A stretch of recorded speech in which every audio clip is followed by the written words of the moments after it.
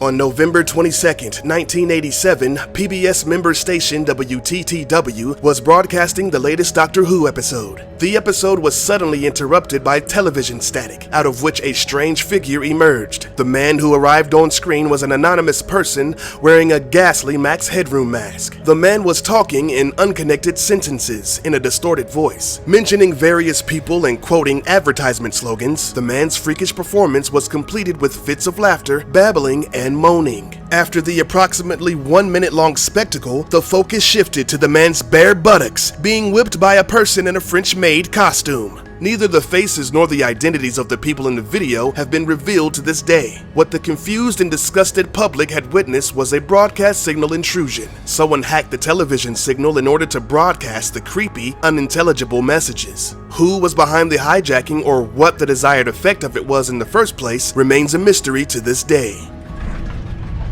What if living things fell from the sky? That might sound like something out of a children's cartoon, but believe it or not, this is something that has actually happened and has happened more often than you think. Raining animals is a rare meteorological phenomenon in which flightless animals rain from the sky. For centuries, this has baffled scientists, and it's hard to properly investigate the occurrence, as it's never been recorded or observed by a real scientist. This phenomena has only taken place in random locations and at random times. It's completely unexpected and it only lasts for a brief moment. Some examples of raining animals include fish that fell from the sky in Nepal, India, Louisiana, the Philippines, and Honduras. All of them occurred at different times within the last 150 years or so. Although as recent as 2013, it rained spiders in Brazil. In June 2009, it reportedly rained frogs and toads in Japan several times during the month.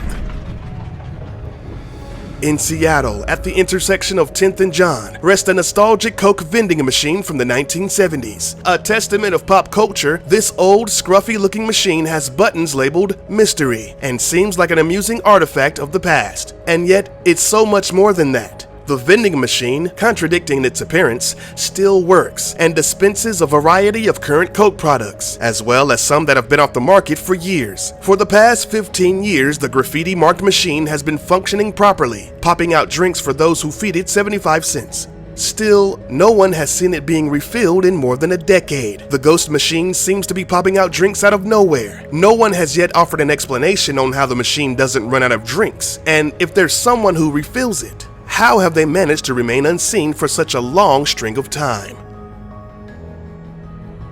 Many have seen the horror hit Annabelle, but few know that not only was it based on a true story, but the Annabelle doll actually exists. This is the infamous Raggedy Ann doll that was purchased at a hobby shop by a thoughtful mother for her daughter Donna in 1970. It currently resides at the Warren Occult Museum in a glass box labeled, "Warning, do not touch." Later that year, Donna and her college roommate noticed that the doll would change positions during the day, either changing the positions of its limbs or moving to another part of the room altogether. This was only the beginning of the mysterious activities of the doll. The doll proceeded to write messages to the girls on pieces of paper they didn't have in their apartment. Donna and her roommate were extremely frightened by the doll's acts and called a medium to investigate. The medium claims to have made contact with the spirit inhabiting the doll, a 7-year-old girl named Annabelle, who had died on the property. While the spirit claimed to be comfortable living with the girls, it had hate for others. Other students in the dorm have claimed they have been attacked by the evil doll. The doll was finally taken by the Warrens, a couple with expertise in the field of the paranormal. But even though they attempted to contain it, the doll is allegedly still up to no good. Many claim that it's no accident that visitors to the museum who come in contact with the doll end up dying in accidents afterwards.